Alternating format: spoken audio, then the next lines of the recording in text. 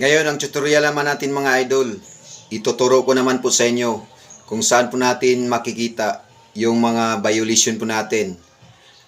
Kailangan po ma-check natin palagi yung account natin para malinis yung account natin mga idol.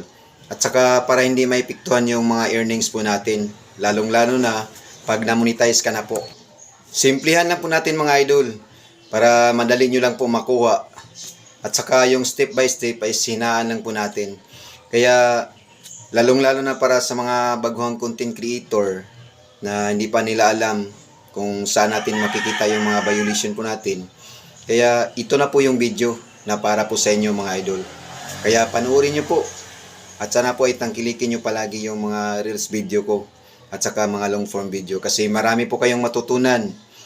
Tutorial sa pagiging isang content creator. Dito po natin makikita kung ano po ang dapat nating gawin sa pagiging isang content creator. Kaya marami po kayong mga makukuhang aral po dito, mga idea at saka tips. Kaya sundan nyo lang po palagi mga idol at saka huwag nyo kalimutan mag-follow, like, and share sa aking mga reels video. Kasi marami po kayong matutunan. Ang mga tutorial na po pong ito ay para po sa ating lahat. Kailangan po natin ng kaalaman tungkol sa ating pagiging isang vlogger dito sa mundo ng pagiging isang vlogger mga idol. Kaya ito po ang tutorial mga idol. Ituturo ko po sa inyo kung saan natin makikita yung mga violation po natin. Kaya tara na, sabayan niyo po ako. Simulan natin mga idol yung tutorial. Sundan nyo po. Simplihan ko lang po para makuha nyo po. Una, punta po tayo sa ating Facebook apps.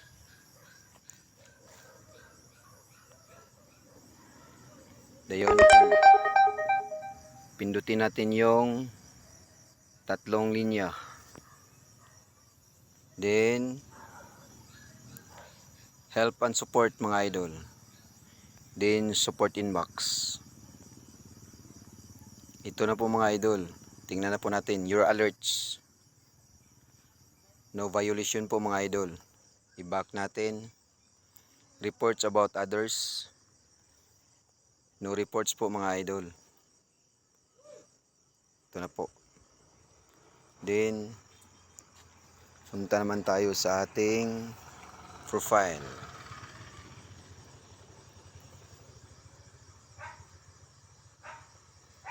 Pindutin natin yung profile. Ayun, si dashboard mga idol.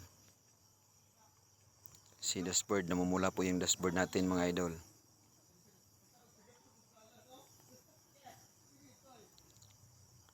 Ito, pindutin natin yung see more.